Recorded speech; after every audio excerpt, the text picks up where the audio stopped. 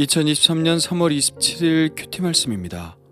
마태복음 25장 14절로 30절입니다. 또 어떤 사람이 타국에 갈 때 그 종들을 불러 자기 소유를 맡김과 같으니 각각 그 재능대로 한 사람에게는 금 5달란트를, 한 사람에게는 2달란트를, 한 사람에게는 1달란트를 주고 떠났더니 5달란트 받은 자는 바로 가서 그것으로 장사하여 또 5달란트를 남기고 2달란트 받은 자도 그같이 하여 또 2달란트를 남겼으되 1달란트 받은 자는 가서 땅을 파고 그 주인의 돈을 감추어 두었더니 오랜 후에 그 종들의 주인이 돌아와 그들과 결산할세 5달란트 받았던 자는 5달란트를 더 가지고 와서 이르되 주인이여 내게 5달란트를 주셨는데 보소서 내가 또 5달란트를 남겼나이다. 그 주인이 이르되 잘하였도다 착하고 충성된 종아 내가 적은 일에 충성하였음에 내가 많은 것을 내게 맡기리니 내 주인의 즐거움에 참여할지어다 하고 2달란트 받았던 자도 와서 이르되 주인이여 내게 2달란트를 주셨는데 보소서 내가 또 2달란트를 남겼나이다. 그 주인이 이르되 잘하였도다 착하고 충성된 종아 내가 적은 일에 충성하였음에 내가 많은 것을 내게 맡기리니 내 주인의 즐거움에 참여할지어다 하고 1달란트 받았던 자는 와서 이르되 주인이여 당신은 굳은 사람이라 심지 않은 데서 거두고 해치지 않은 데서 모으는 줄 내가 알았으므로 두려워하여 나가서 당신의 달란트를 땅에 감추어 두었었나이다. 보소서 당신의 것을 가지셨나이다. 그 주인이 대답하여 이르되 악하고 게으른 종아 나는 심지 않은 데서 거두고 해치지 않은 데서 모으는 줄로 내가 알았느냐?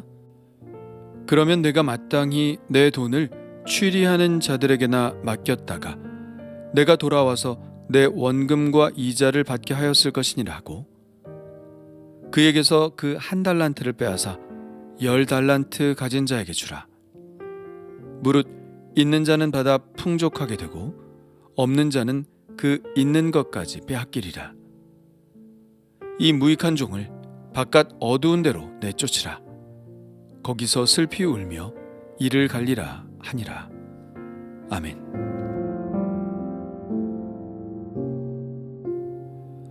우리가 흔히 달란트의 비유라고 알고 있는 그 유명한 비유입니다. 어떤 사람이 타국에 갈 때 그 종들을 불러 자기 소유를 맡겼습니다. 이것은 24장의 청지기의 비유에서와 같죠. 그러나 비유의 목표는 약간 다르죠. 청지기 비유의 목표는 깨어있으라는 것이라면 달란트 비유에서의 목표는 어떻게 슬기롭게 남은 삶을 사용할 것인가에 있습니다. 주인이 타국에 갔다가 다시 돌아온다는 것은 의심할 여지 없이 주님이 하늘로 승천하셨다가 다시 재림하시는 것을 뜻합니다. 그 시기를 우리는 말세라고 하죠. 이 시기는 바울이 말한 것처럼 은혜 받을 만한 때요 구원의 날입니다.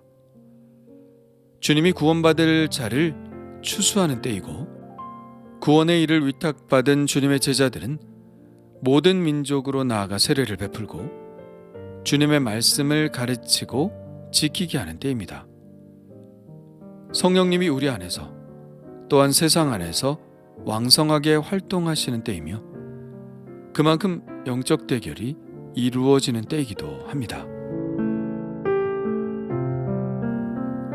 이러한 구원의 사역이 치열하게 벌어지는 가운데 주님은 성령을 통하여 당신의 제자들에게 은사를 나누어 주십니다.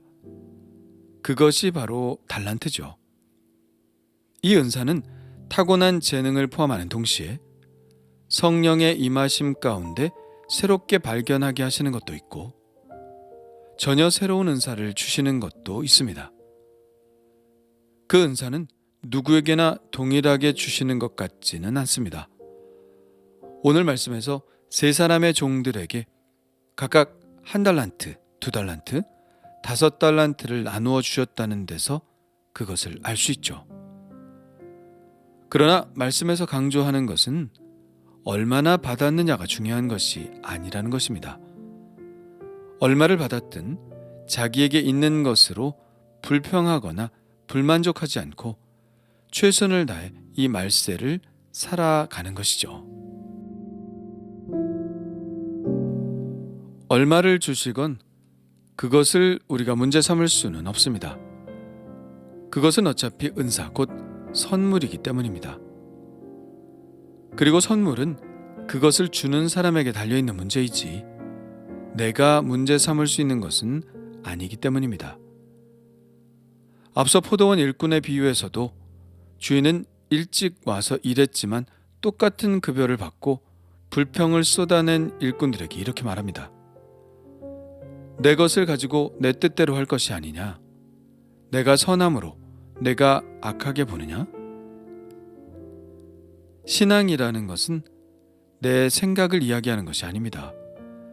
하나님의 뜻을 따르는 것이죠. 하나님의 선하심을 믿고 온전히 순복하여 따르는 것이 신앙입니다.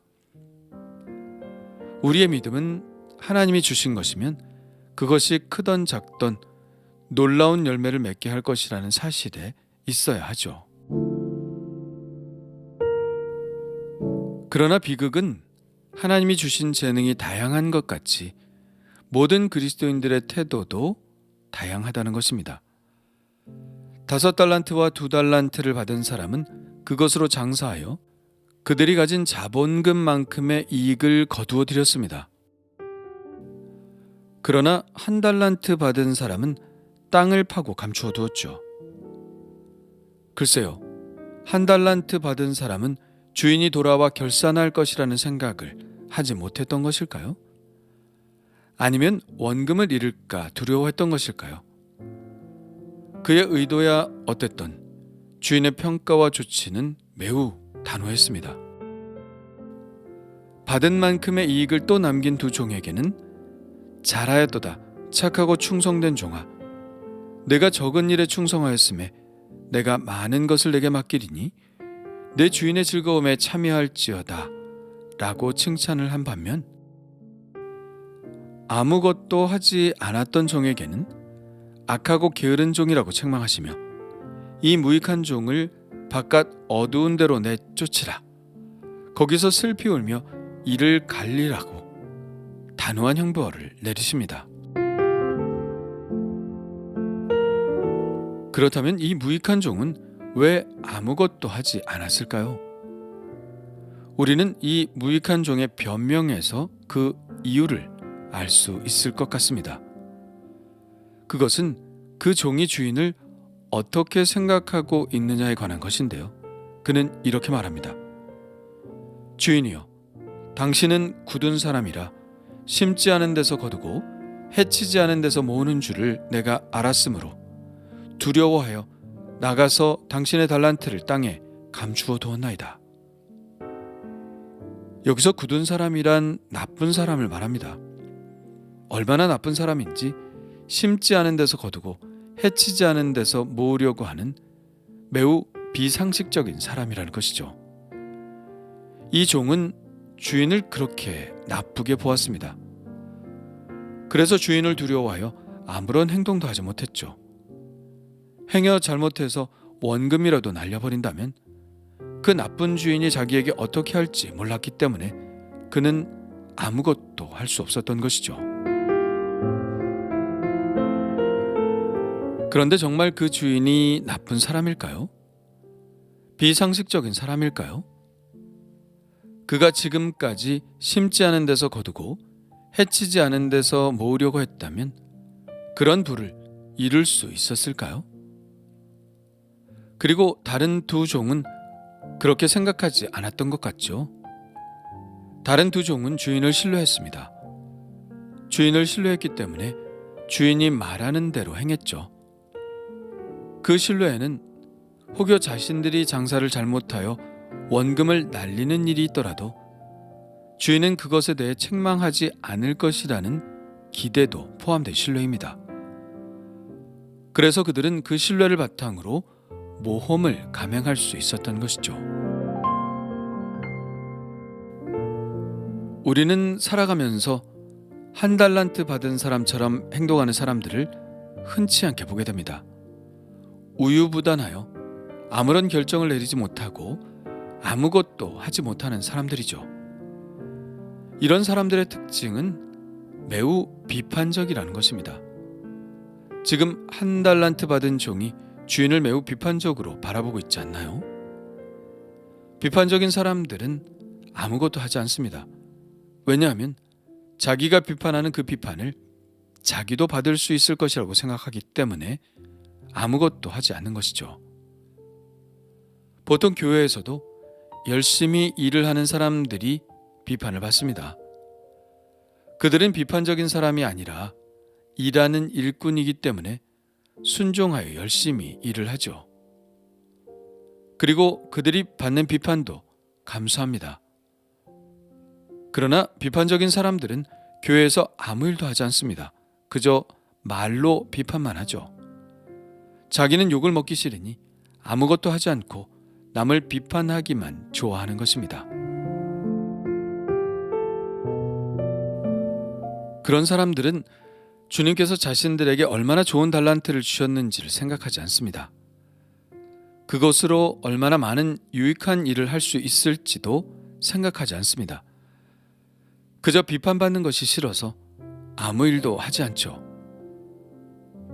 주님은 우리가 가진 은사를 가지고 많은 영혼들을 구원하기를 원하십니다. 그 사명을 가진 사람들은 열심히 전도하고 하나님의 나라를 늘려 나가려고 노력하죠. 그러다 보면 욕을 먹기도 하고 싫은 소리를 듣기도 합니다. 실패할 때도 있죠. 그러나 그러는 중 그에 의해서 하나님의 나라는 무럭무럭 자라납니다. 그러나 반면에 비판적이어서 우유부단한 사람들은 하나님의 나라의 확장이나 영혼을 구원하는 데는 관심이 없습니다. 그저 그의 유일한 목표는 욕을 먹지 않는 것이기 때문입니다. 아무것도 하지 않는 사람들. 그런데 아무것도 하지 않는 것이 죄가 될까요? 적극적으로 악을 행하는 것도 아니고 나쁜 흉계를 꾸미는 것도 아닙니다. 그저 아무것도 하지 않은 것뿐입니다. 그러나 아무것도 하지 않는 것도 죄라는 것을 오늘 본문이 우리에게 알려주죠. 바로 불순종의 죄입니다. 주인의 뜻은 분명합니다. 우리가 가진 달란트를 가지고 그 은사로 세상을 변화시키는 것. 그것이 바로 주인의 뜻이죠. 그런데 그 주인의 마음을 기쁘시게 하려는 목적은 전혀 없고 단지 자기 자신만 보존하려는 것, 자기가 받은 구원만 생각하는 것, 자기 하나만 구원받으면 되고 하나님의 뜻을 이루는 데는 전혀 관심이 없는 것, 그것은 분명 불순종의 죄라고 할 수 있죠. 그는 결국 주인에 의해 그의 삶에 상응하는 대가를 받게 됩니다. 바깥 어두운 데로 쫓겨나 거기서 슬피 울며 이를 갈게 되는 것이죠. 이와 같은 구절은 왕실 혼인잔치에서도 한번 나왔었죠. 혼인잔치에 참여하였으나 예복을 입지 않은 사람이 받게 되는 형벌과 같습니다. 그 손발을 묶어 바깥 어두운 데 내 던져지고 거기서 슬피 울며 이를 갈게 됩니다. 그러므로 사명을 받고도 그리고 그 사명을 감당할 만한 주님의 은사를 받고도 아무것도 하지 않는 사람은 천국의 잔치자리에 참여할 자격이 없는 사람과 같다는 것입니다. 그렇다면 나는 어떤가요? 나에게 주님이 주신 달란트가 있나요? 아니, 아직 발견하지 못하고 있나요? 아니면 알면서도 그저 실패할까 두려워 아무것도 하지 못하고 있나요? 더 시간이 지나기 전에 은사를 발견하게 해달라고 기도해야 합니다. 더 늦기 전에 받은 은사가 크던 적던 믿음의 모험을 감행해야 합니다. 하나님은 절대로 비상식적인 분이 아닙니다. 심은 대로 거두게 하시고 작은 일에 충성하는 자에게 더 큰 것을 맡기시는 분입니다. 오늘도 그분의 자비하심을 믿고 그분을 기쁘시게 하는 삶을 더 적극적으로 살기를 원합니다.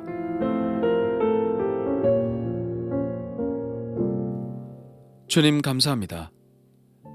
주님이 제게 주신 달란트를 발견하게 하여 주옵소서. 그 받은 은사에 감사하게 하여 주옵소서. 그리고 그 달란트를 어떻게 쓸지 기도하게 하시고 세상에 나가 믿음의 모험을 감행하게 하옵소서. 언젠가 주님은 반드시 우리의 삶을 결산하러 오실 텐데 아무것도 하지 않고 있는 죄를 범하고 있다가 천국의 잔치자리에서 쫓겨나지 않게 하시고 천국의 식탁에서 주님과 함께 먹고 마시는 특권을 누리게 하옵소서. 예수님의 이름으로 기도합니다. 아멘.